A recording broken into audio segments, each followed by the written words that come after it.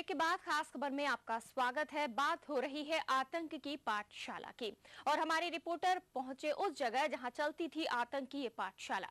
इकट्ठा किए हुए वो निशान जो बयां करते हैं आतंक की खौफनाक दास्तान।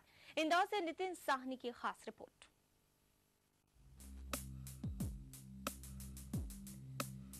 पिछले साल मुंबई में गिरफ्तार हुए सिमी कार्यकर्ता एहतेशाम कुतुबुद्दीन ने अपने कबालिया बयान में साफ कहा था कि भारत में किसी अनजान जगह पर जिहाद के नाम पर नवयुवकों को गुमराह कर आतंक फैलाने का प्रशिक्षण देने की योजना बनाई गई थी और इसके लिए बाकायदा 4 जुलाई 2006 से 7 जुलाई 2006 तक सिमी के सरगना सफदर नागौरी समेत सिमी के कई पदाधिकारी उज्जैन से 20 किलोमीटर दूर स्थित कमरुद्दीन नागौरी के खेत में इकट्ठा हुए। 3 दिनों तक चली इस बैठक में तय किया गया कि मालवा अंचल में आतंक की एक ट्रेनिंग कैंप खोली जाए।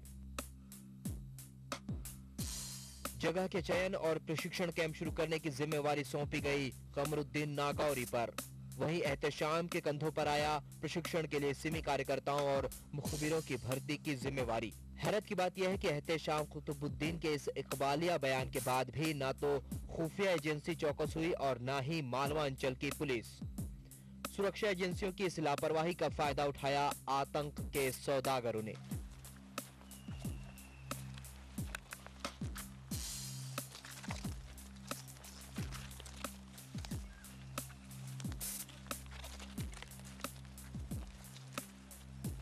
लिहाजा अरोदा के जंगलों में न केवल सिमी ने अपने प्रशिक्षण केंद्र स्थापित किए बल्कि उसका संचालन भी लंबे समय तक करते रहे।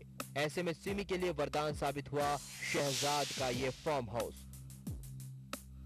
गौर से देखिए इस फार्म हाउस को। यहीं पर आतंक की पाठशाला को चलाया जाता था। ये फार्म हाउस गांव से काफी दूर जंगल के बीच में बना हुआ है और इस फार्म हाउस के पास है चोरल नदी।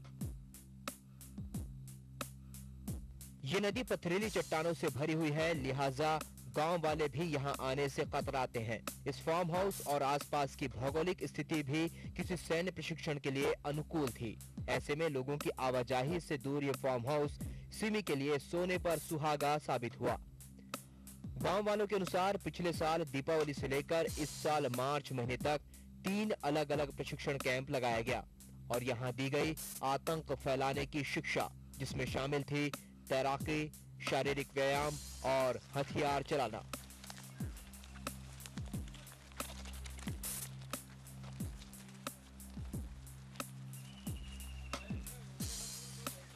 हालांकि शहजाद की गिरफ्तारी के बाद अब फार्म हाउस पर ताला लगा हुआ है। अगर खुफिया एजेंसी और राज्य पुलिस से शुरू हो रही चौकसी रहती तो आतंक की इस पाठशाला को रोका जा सकता था और रोका जा सकता था कई बेगुनाह लोगों की मौत को, जिसके लिए जिम्मेवार है आतंक के ये सौदागर। कैमरामैन संजय बुआ के साथ नितिन साहनी, ईटीवी न्यूज, इंदौर।